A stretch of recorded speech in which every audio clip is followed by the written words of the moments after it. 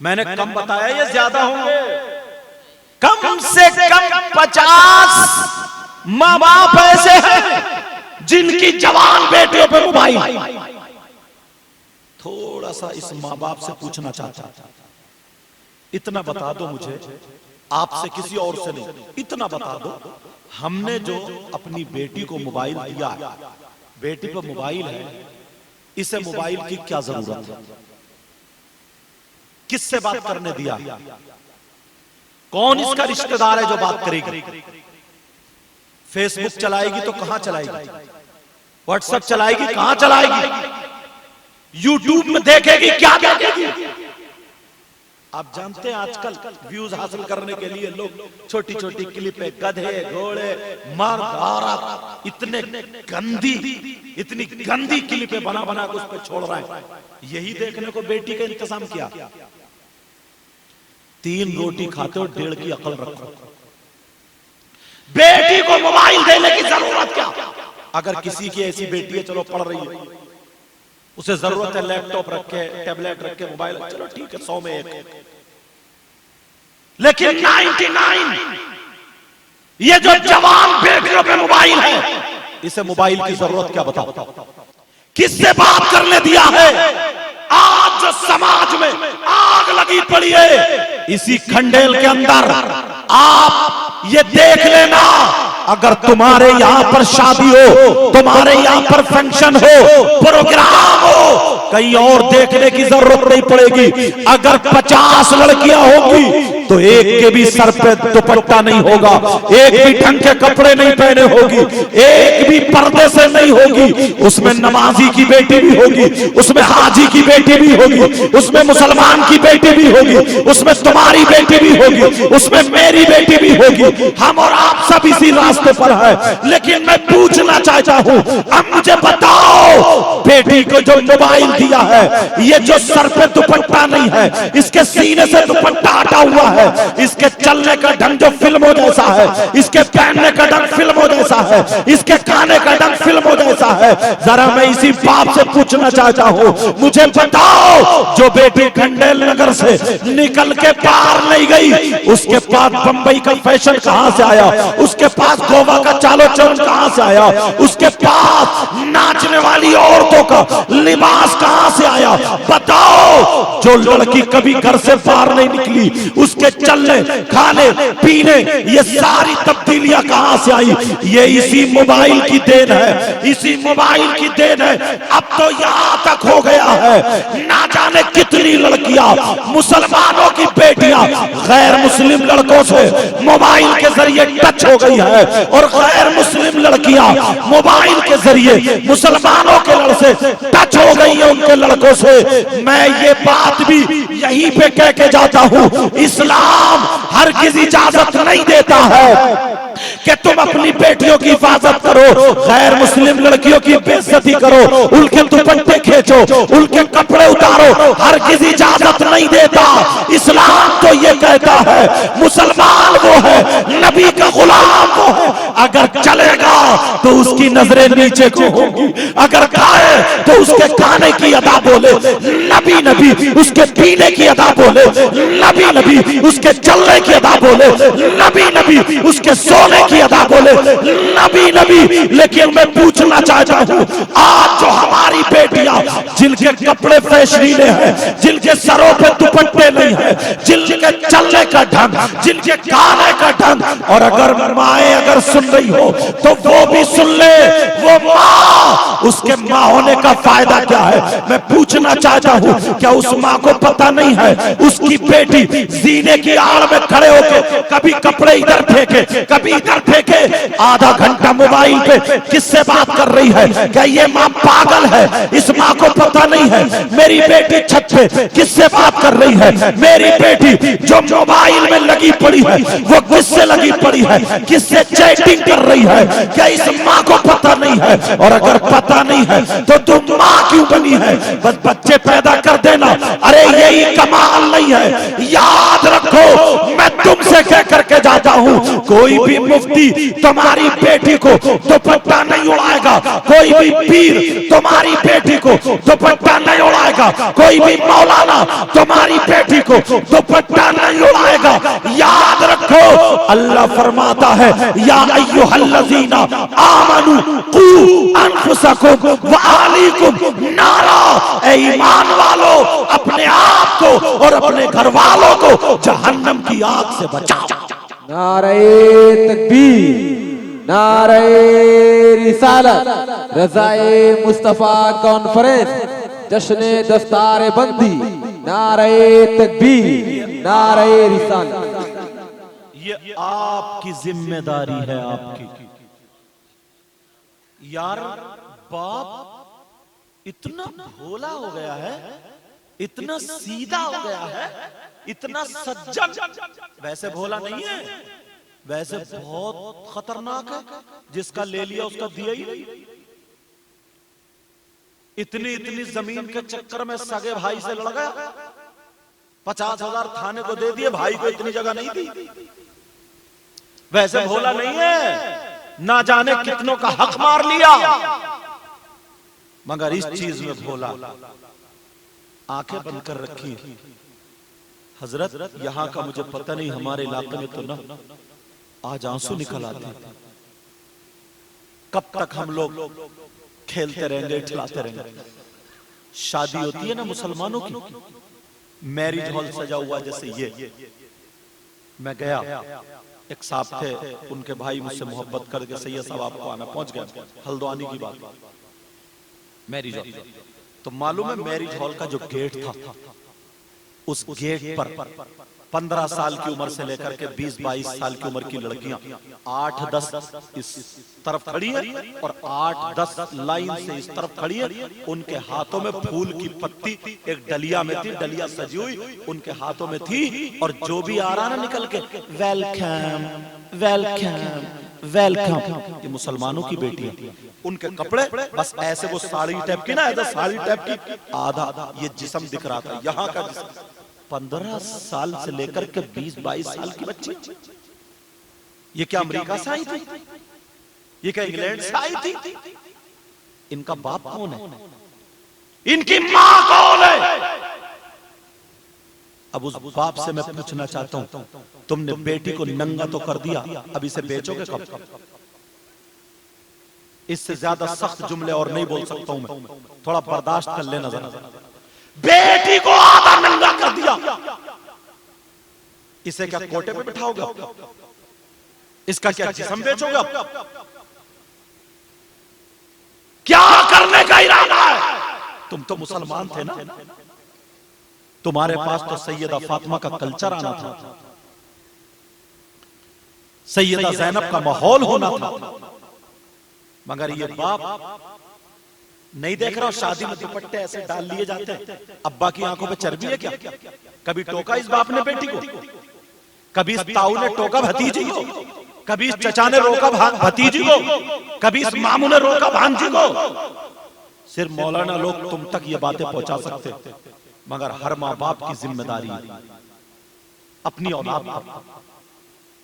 8-10 लफंगे लड़के हो गए, ना उन्हें काम है ना धाम है, बाल कर लिए जैसे गधा चढ़ गया, तरीके तरीके के बाल कर लिए, गले में चैन पहन लिए, हाथों में कड़े पहन लिए, बना बनाया बिल्कुल छक्का, वो लगा लिया कंगा, अपने आप को पता नहीं क्या समझ रहा। शरीयत की नजर में मालूम है वो कौन है? तू तो मुसलमान था ना, तू तो नबी का गुलाम था। तेरी मेरी बहन बेटियों से मोबाइल पे चैटिंग करने लगा, मोबाइलों पे लग गया। ये बाप का है इनके, माँ का है इनकी। अभी हजरत बड़ी अच्छी तालीम देके गए, इन्हें पढ़ा नहीं सकते हो। कामयाबी का सिर्फ एक ही रास्ता और वो इल्म। किसी भी नहज से देख लो, वो है इल्म। ये तुम्हें करना पड़ेगा। ये आवारा जो लड़के घूम रहे हैं, ये लफंगे जो लड़के घूम रहे हैं, हमारे यहाँ क्या नजर, माफ करना, बस हम सुन्नी है, कहलाते क्या है? ये औबाश लड़के हैं। मुहर्रम का महीना है, हरी पट्टी बांध ली यहाँ पे, और ढोल पे डट पड़े, बात जितना ढोल बजा ले उतनी बड़ा जन्नत।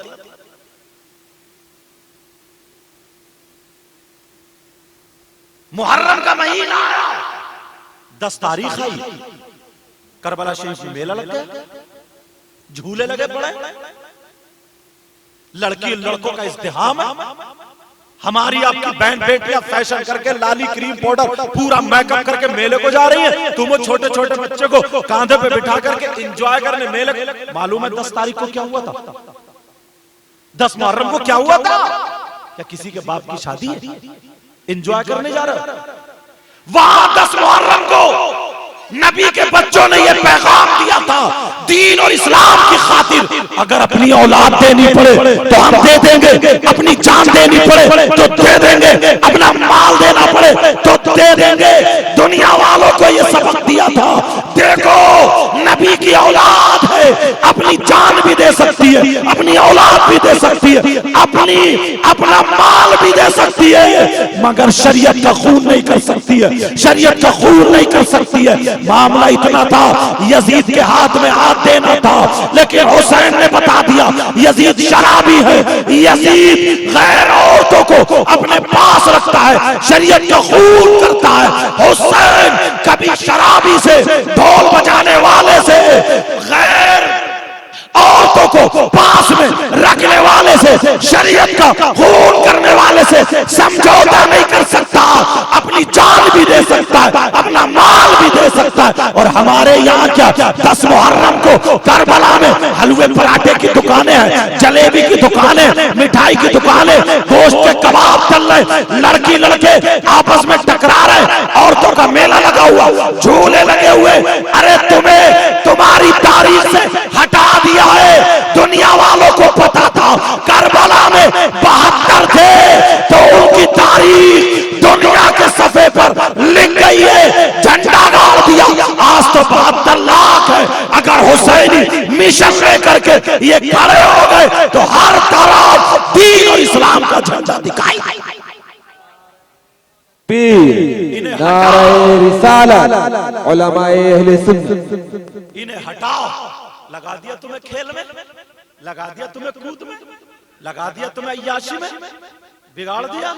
अब फतवे हो रहे हैं, मुफ्ती साहब बताओ ढोल बजाना जायज है ना जायज, मुहर्रम बनाना जायज है ना जायज, कितना बड़ा बनाना जायज। ये तो देखो कर क्या रहे, ये तो मुफ्तियाने किराम का काम। लेकिन आप कभी देखा है यार हुसैन पाक क्या मिशन देके गए थे लोग? हम लोगों को बात आगे निकल गई, अपने गिरेबान में झांकना पड़ेगा, अपने आप को देखना पड़ेगा। एक मर्तबा देख लो कौन आएगा जो हमारे बच्चों को दुपट्टा उड़ाए। आज के बाद तुम्हारी जिम्मेदारी, तुम देख रहे हो अपनी बेटी को। पहले जमाना था ना, अगर कोई शराब पी रहा, गलत काम कर रहा, कोई बड़ा आदमी उसे थप्पड़ भी मार दिया करता था, टोक दिया करता था, डांट दिया करता था, तो घर वाले उसको कहते थे हाँ तुमने बहुत अच्छा किया, हमारे बच्चे को समझाया, बच्चे की गलत। आज अगर ना तुम किसी को एक थप्पड़ मार के देखियो तो घर वाले आके तुमसे लड़ जाएंगे, कहेंगे मेरा बेटा शराब पी रहा, तू कौन होता है? अब कोई नमाजी आदमी उसे नहीं रोक सकता, लेकिन माँ बाप तुम्हारी जिम्मेदारी है, ये तुम्हारी जिम्मेदारी है। एक हदीस सुनोगे? हदीस सुना दूं? क़ाल रसूलुल्लाह सल्लल्लाहु तआला अलैहि वसल्लम सलासा ला यदखुलूनल जन्नह अल-आक़्क़ु लिवालिदैहि वद्दय्यूस वरजुलतुन निसा। नबी फरमाते हैं 3 किस्म के लोग ऐसे हैं जो जन्नत में नहीं जाएंगे। कौन कह रहे हैं? ये कोई मौलाना कह रहा है, मुफ्ती साहब, आका फरमा रहा है 3 लोग जन्नत में नहीं जाएंगे। और नबी अगर जिसे मना कर दे तो कोई मौलाना नहीं ले जा सकता, नबी जिसे रोक दे कोई पीर नहीं ले जा सकता, नबी जिसे मना कर दे उसकी नमाजें नहीं ले जा सकती, नबी जिसे रोक दे उसकी ज़कात हज कोई अमल नहीं ले जा सकता। पक्का बिल्कुल समझ में आ रही बात? नबी फरमाते ला यदखुलूनल जन्नह सलासा, 3 लोग जन्नत में नहीं जा सकते।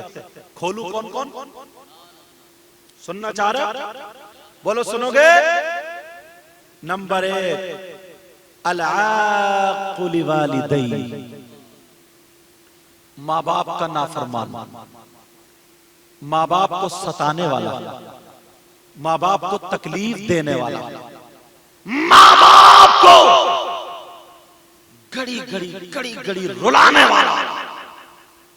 जने कितने लोग हम अपने इलाके में जाते हैं तो लोग हाथ चूमते, नाक लगाते रहे कि सैयद साहब सोच रहे सब कुछ इनके कपड़े खींच लो, इन्हें हाथ चूम लो, सब कुछ इसी में, बड़े हाथ चूमते हैं। मगर उसकी माँ 3 बेटे, बड़ा वाला भी अपनी बीबी को लेकर अलग हो गया, बीच वाला भी, छोटा वाला भी। माँ बेचारी ठोकरे खा रही है। 2 बेटी हैं, कभी इस दामाद के घर खा रही है, कभी इस दामाद के। औलाद को शर्म आनी चाहिए। माँ बेटियों के घर रो रो के गुजारा कर, दामाद कब तक खिलाएगा यार, कभी तो ताना मारता ही होगा। सोचने की बात है। ये बेटे उधर निकल गया, उधर निकल गया, उधर निकल गया, बीबी को लेकर। माँ का इस बुढ़ापे का आलम आया, इसका एक चश्मा नहीं बनवाता, इसके घुटनों में दर्द, खमीरा लाके नहीं देता। वैसे हमारे इतने हाथ चूमेंगे, इतने हाथ चूमेंगे, इतने हाथ चूमेंगे। मुफ्ती साहब किबला बैठे, उलमा बैठे, तलवार की धार पे चल के ये मसला बता रहा हूं, सुन लो। अगर 1000 मौलाना पीर इधर लाइन में हो, और वो भी अच्छे पीर, असली पीर, नकलियों की बात नहीं कर रहा हूं मैं, नकली का तो मारो गोली। बाज है ऐसा पीर है, औरतों से पांव दबा रहा, ले दबा, औरतें पांव दबा रही, ये पीर हो सकता क्या? पीर है, औरतों से सर में तेल डलवा रहा, पीर है, औरतों से पीठ रगड़वा रहा, पांव दबाते दबाते। और तुम हो इतने भोले हो, इतने सीधे। एक साहब मिले मुझे कोटा में, कह रहे मेरी ये बहू है ना, बहू बड़ी खिदमत करती है, ये रात भर पीर का फैजान लेती रहती है, पांव दबाते। शर्म आनी चाहिए। पांव दबाते दबाते गोश्त पुलपुला कर दिया। ऐसा अगर पीर आ जाए ना तुम्हारे यहाँ, तो ऐसा करो, अब इसके पांव न दबाएं, 2-4 औरतें जरा मोटी मिलके ना इस पीर का गला ही दबा दो, ना होगा बांस, ना बजेगी बांसुरी। क्या जरूरत है ऐसे पीर की? क्योंकि इधर इल्म का बोलवाला। हाँ, तो फिर तो छानने फटकने की जरूरत ही नहीं। बरेली शरीफ का जलवा, फैजान अल्हम्दुलिल्लाह।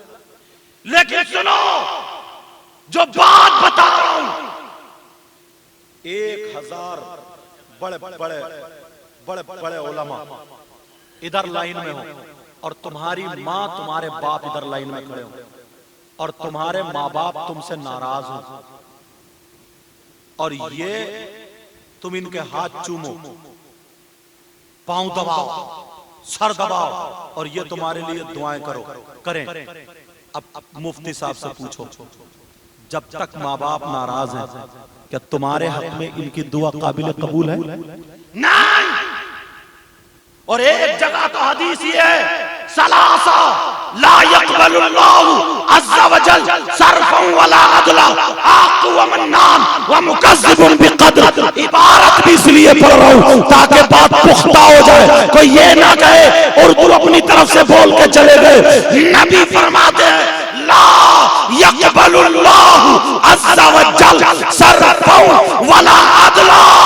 नबी फरमाते हैं 3 लोग ऐसे हैं जिनकी कोई इबादत काबिल कबूल नहीं, ना नमाज कबूल है, ना रोजा कबूल है, ना ज़कात कबूल है, ना हज कबूल है, ना फर्ज कबूल है, ना वाजिब कबूल है, ना नफ़ल कबूल है। सर्फ़ वला अदला, जिसकी कोई इबादत काबिल कबूल नहीं,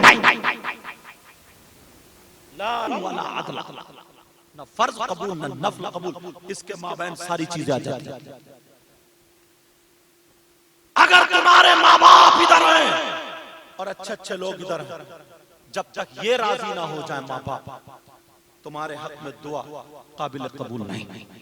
समझ में आ रही बात? हाँ, अब मजा आया। और ये राजी हो जाए, फिर आलिमों के हाथ चूमो, इनके चेहरे को, तुम्हारा हर कदम नूर बनता हुआ नजर आएगा। काम करो तो ढंग से करो, अच्छे तरीके से करो, जिस बात के लिए मैंने ये हदीस पढ़ी थी ना, वो तो अभी रह ही जा रहा। 3 लोग ऐसे हैं जो जन्नत में नहीं जाएंगे, एक तो बता दिया। नंबर दो दयूस, और दयूस जन्नत में नहीं जाएगा। अब दयूस की तारीफ सुनो। दयूस किसको कहते हैं? मैं आसान लफ्जों में, क्योंकि आवाम से खिताब, ताकि आपकी समझ में आ जाए।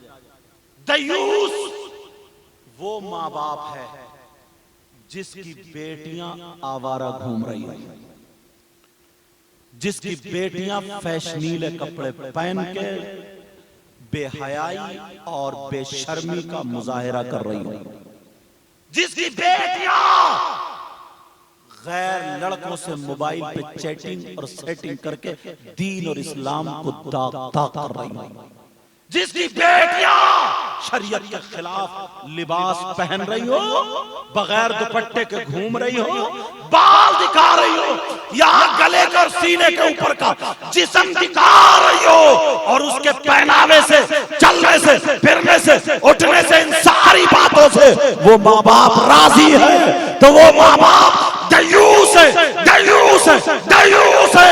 और नबी फरमाते हैं दयूस जन्नत में नहीं। यही शौहर है, वो शौहर भी दयूस है जो अपनी बीवी को गैरों से मिलाता। नई नई शादी हो गई, मेलो ठेलो में लिए घूम रहा, दोस्तों से मिला रहा, she is my wife, hello, उधर दोस्तों से हाथ मिल रहा है, घुमा रहा है, उसकी बीवी बेपर्दा गैर मर्दों से मिल रही है और वो उससे राजी है, तो वो शौहर भी दयूस है।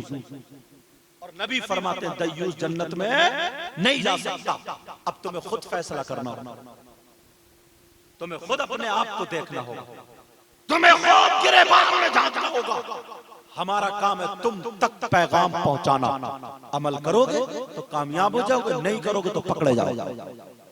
तीसरा वरजुलतुन निसा, वो मर्द जो औरतों की वज़ाक़ता बनाते हैं, और वो औरतें जो मर्दों की वज़ा, इसका पलट ले लो, वो औरतें जो मर्दों की वज़ाक़ता बनाती हैं। समझ में आ रही बात? मतलब मर्द है कंगा, मर्द है गले में जेवर, मर्द है हाथ में चैन, मर्द है कानों में कुंडल, नाक में नथुनिया, बन गया छक्का। याद रखो प्यारे, ये कोई और बात नहीं, ये हदीस शरीफ है। अपने आप को संभालना होगा, गिरेबान में झांकना होगा। बोलो हर शख्स अपने अपने घर की जिम्मेदारी लेता है, इंशाअल्लाह। बोलो हर मर्द, हर इंसान अपने अपने घर की जिम्मेदारी लेता। बोलो इंशाअल्लाह। अब सुनो, दूसरी एक आयत उठाता हूं, एक पैगाम सुनो, यहां से लेकर के इधर तक, इस तरफ। मैं उससे पहले थोड़ी सी तमहीदन 1-2 लफ्ज बोलूं। ये मदरसे वाले, कमेटी वाले मुबारकबाद के लायक हैं, क्योंकि नबी ने फरमाया ना, उतलुबुल इल्म मिनल महदी इलल लहद, इल्म हासिल करो माँ की गोद से गोर तक, कब्र तक। ठीक है? कोई मदरसा हिंदुस्तान में ऐसा है जिसमें 40 साल के बुजुर्गों का दाखिला होता हो? आपने देखा? मैंने नहीं देखा।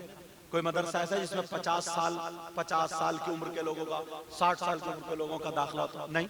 कहाँ इल्म हासिल करोगे? ये जो जलसे होते हैं ना, जलसे, इनको एक रात का मदरसा बना लिया करो। बाज मौलाना भी ऐसे ही है, अल्लाह माफ फरमाए, इतने चुटकुले बोलेगा, हंसी मजाक ठिट्टा, कोई काम की। हाँ, अगर कोई लतीफा ऐसा है जिसके बाद सबक है, जिसके बाद दर्स है, लोगों को तैयार करने के लिए, बेदार करने के लिए, उसको रेडी करने, कह सकते हैं इजाजत है, बुजुर्गों ने भी कहे, समझे? लेकिन बेमकसद कोई फायदा नहीं, चुटकुले पे चुटकुला, लतीफे और मजमा करे, हा हा गुदगुदा कर, गलत। मदरसे जलसे को एक रात का मदरसा बना लिया करो। बोलो बनाओगे इसको? और मदरसे में पढ़ाई होती है, अब जहन हाजिर रखना, पढ़ने के लिए तैयार हो। बोलो जहन हाजिर रखना, इस तरफ से लेकर के इधर तक जितने लोग हैं। तुमने कोई शख्स ऐसा देखा जो कोई भैंस मरी हुई पड़ी हो यहाँ पे और मुर्दा भैंस, मरी हुई भैंस का गोश्त नोच नोच के खाता हो, देखा कोई? नहीं। कोई गाय हो, बैल हो, ऊंट हो, मुर्गा हो, बकरा हो, मरे हुए जानवर का गोश्त जो खाना जिनका जायज था, मतलब ज़बाह के बाद अगर वो मरा हुआ हो तो क्या वो खाते हुए देखा? और अगर तुम्हारे सामने कोई खा ले तो उससे दोस्ती करोगे?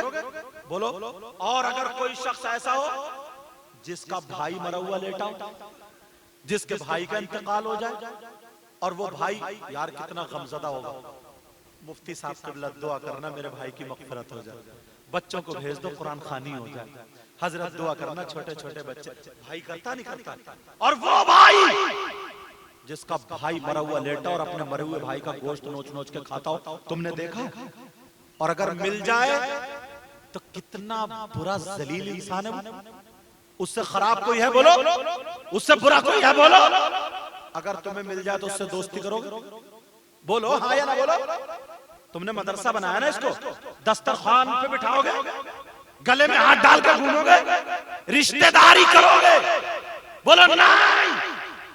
और अगर तुम में से कोई हो तो तौबा करोगे आज? बोलो हाँ या ना बोलो। 50% लोग आप में से हैं। आप कहेंगे यार ये पहली मर्तबा, इन्हें कैसे पता? मैं अपनी बात नहीं कहूंगा, हजरत की नहीं कहूंगा, नजरत की नहीं कहूंगा। कुरान जिसका एक एक लफ्ज सच्चा हक है ना, इसमें शक है किसी को? नहीं। ज़ालिकल किताबु ला रैब फीह, कुरान का एक एक लफ्ज सच्चा। तुम लोगों में भी कम से कम 50% ऐसे जैसे मरे हुए भाई का गोश्त खाने वाले जैसे ऐसी गुनाह। कौन है वो? नहीं देखा तुमने ना, मगर मैं कुरान को और हदीसों को अवाम को उतारने की कोशिश कर रहा हूं। अगर एक दो ने भी तौबा कर ली कामयाब हो जाएंगे। आज के बाद कोई ऐसा काम करेगा? कौन है? इजाजत तो खोलू, सुनना चाह रहे हो? कौन है वो? तवज्जो से सुनना। गीबत करने वाला, चुगली करने वाला, पीठ पीछे बुराई करने वाला। अब देख लो कितने लोग गीबत करते हैं, कितने लोग चुगली, पीठ पीछे बुराई। और माफ करना, अब ये हमारी जमात में भी कुछ बीमारी पनपने लगी। बस बैठे अच्छे आलिम आए, इनसे कोई मसला नहीं पूछेंगे, इनसे तजर्बात हासिल नहीं करेंगे, कहीं कुछ अटका हुआ वो नहीं पूछेंगे, बस किसी एक को मुद्दा बनाया, घंटों बुराई। अदब नहीं करते बड़े को, सलीका नहीं। 50% लोग सुबह से शाम तक गीबत करते, चुगली करते, पीठ पीछे बुराई करते। अब कुरान की आयत सुनो, बिस्मिल्लाहिर्रहमानिर्रहीम, वला यग़्तब बअदुकुम बअदा अयुहिब्बु अहदुकुम अन याकुला लहम अखीहि मैतन फकरिहतुमूह। पूछो कुरान की आयत है कि नहीं? इसका तर्जमा मफ़हूमन बयान करूंगा ताकि एकदम समझ जाए। अपने घर जाकर के देख लेना, कुरान में उठाओ। आजकल तो मोबाइल का दौर है, जिनके पास मोबाइल है ना, उनको मिसयूज मत करो, सही इस्तेमाल करो, तो तुम्हारे ये काम की चीज है। उलमा है, जब हम बदरुल उलूम में पढ़ाते थे तो अब मुल्ला हसन थी मेरे पास, तो सुल्लमुल उलूम उसका मतन लेके जाता था, बैग में किताबें रखता था, बैजावी शरीफ पढ़ा उसकी शरह लेके जाता था, समझे? क्योंकि सुबह को घंटी पढ़ानी होती थी, मोटरसाइकिल से 30-35 किलोमीटर प्रोग्राम में जाना। बदरुल उलूम में था मैं जसपुर में तो। और अब वो जमाना नहीं, अब तो मोबाइल है हाथ में, जेब में, कोई किताब निकाल 2 मिनट में मुताला कर। लेकिन बरकत जो है हजरत वो किताब के मुताले में नहीं है। बरकत जो है वो कायम है किताब के मुताले में, मोबाइल के मुताले में इतनी बरकत नहीं, लेकिन काम चलाओ है। लेकिन सुनो, अगर इसको सही इस्तेमाल करोगे तुम कामयाब हो सकते हो। कौन है वो? जो मरे हुए भाई का गोश्त खाने जैसा। अल्लाह फरमाता है वला यग़तब बअदुकुम बअदा अयुहिब्बु अहदुकुम अन याकुला लहमा अखीही मैतन फकरीतुमूहु। मैं इसका मफहूमन सीधा सीधा तर्जमा कर रहा हूं। गीबत करने वाला, चुगली करने वाला, पीठ पीछे बुराई करने वाला ऐसा है जैसे मरे हुए भाई का गोश्त खाने वाला। गीबत मत करना, चुगली मत करना, पीठ पीछे बुराई मत करना। क्या कोई पसंद करेगा अपने मरे हुए भाई का गोश्त? गीबत करने वाला, चुगली करने वाला आज के बाद कोई गीबत करेगा? बोलो 50% लोग हैं कि नहीं? एक किताब है तंबीहुल गाफिलीन, उसमें लिखा है 2 औरतें नबी की बारगाह में गई, अपने मसाइल पेश कर रही। मसाइल के बाद नबी ने फरमाया तुम दोनों अपने मरे हुए भाई का गोश्त खा के आई। दोनों की आंखों में आंसू। कहने लगी आका कौन बहन अपने भाई का गोश्त खा लेगी? नबी ने फरमाया खा के आई हो? आका कसम है रब्बे काबा की हमने नहीं खाया। आका ने इरशाद फरमाया खा के आई।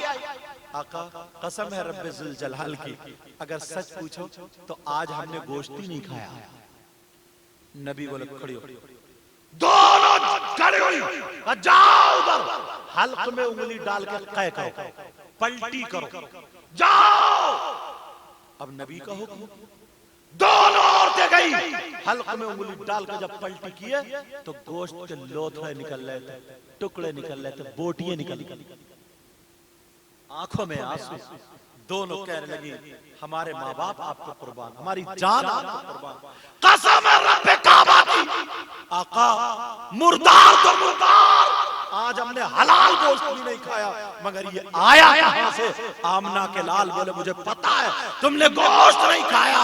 ये घर से चली, तुम घर से चली, दोनों जब मिली तो तीसरे की बुराई करती हुई आई, गीबत करती हुई आई, चुगली करती हुई आई। और आमना के लाल फरमाते सुनो, गीबत करना, चुगली करना, बुराई करना ऐसा है जैसे मरे हुए भाई का गोश्त। करेगा कोई गीबत? तुमने वायदा किया था ना मुझसे तौबा करेंगे, हाथ उठा के तौबा करो। उलमा इसलिए उठाएंगे कि इनके सदक़े में कबूल हो जाएगा। सारे लोग तुम्हें अल्लाह का वास्ता, रसूलुल्लाह का वास्ता, अगर तुम फैशन कर रहे हो ना, उलमा रख ले, अगर तुम फैशन में उठा रहे हो तो मत उठाना, और अल्लाह से डर के उठा रहे हो, आका की मोहब्बत में उठा रहा हो, पक्की सच्ची तौबा की नियत से उठा रहा हो, आज के बाद गीबत नहीं करेंगे, चुगली नहीं करेंगे, तो उठाना और अल्लाह की बारगाह में तौबा कर लो। बोलो या अल्लाह आज के बाद गीबत नहीं करेंगे, चुगली नहीं करेंगे, किसी मुसलमान को नहीं सताएंगे, 5 वक्त की नमाज पढ़ेंगे। रख लो, बोलो इंशाअल्लाह। मौला मेरी और इनकी तौबा को कबूल फरमा। गीबत मत करना, याद रखना ये आज के बाद। यार लोग इसको कुछ समझते ही नहीं। अच्छा ये मैंने अपनी या किसी मुफ्ती साहब की तो कुरान से बताई। एक बात और सुन, ये कोई भाई है, अगर इस भाई पे अल्लाह की लानत 2-4 मरतबा बरस जाए तो इसका क्या होगा? ये कामयाब हो सकता है क्या?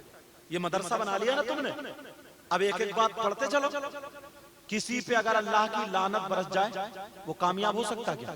तुम्हारे गांव में खंडेल, आगे खाली खंडेल, इसमें अगर किसी पे, अल्लाह ना करे ऐसा हो मेरे मौला, सबको दुनिया में भी कामयाबी अता फरमा, आखिरत में भी, अगर किसी पे अल्लाह की लानत बरस जाए तो वो कामयाब हो सकता है? आप खुद बताओ, तुम्हें मालूम है किस पे लानत बरस रही है?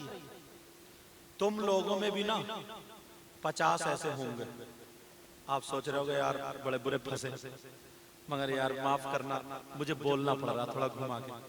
तुम मेरे भाई हो, मैं तुम्हें जलील करना नहीं चाहता, कुरान के और हदीस के हवाले से सुधारना चाहता हूँ।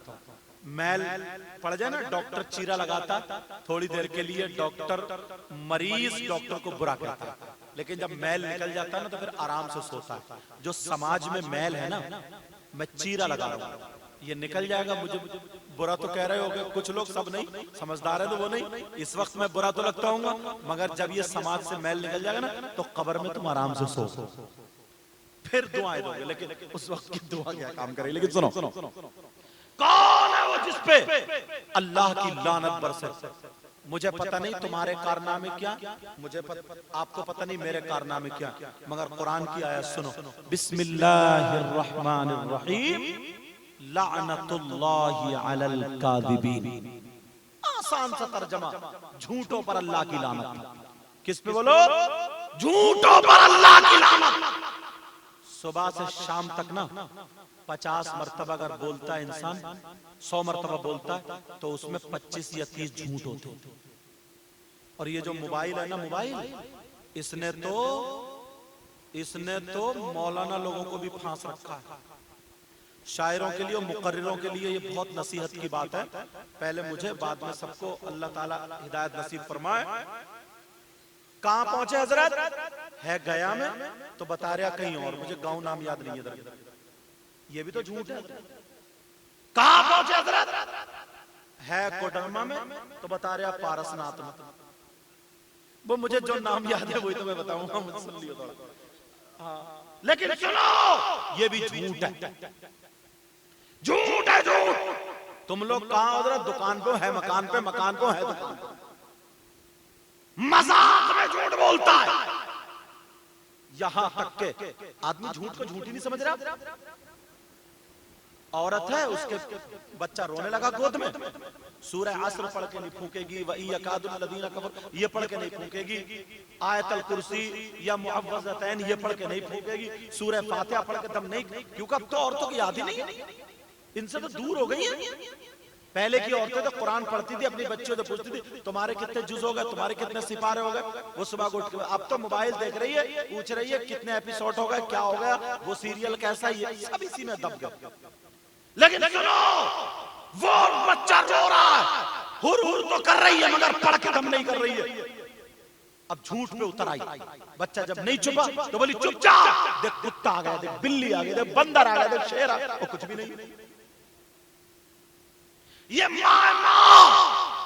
मामूली सा इंसान 50 मरतबा झूठ बोल लेता है, फिर कहते हो हम कामयाब नहीं होते। जबान को कंट्रोल में रखो। नबी ने फरमाया दो चीज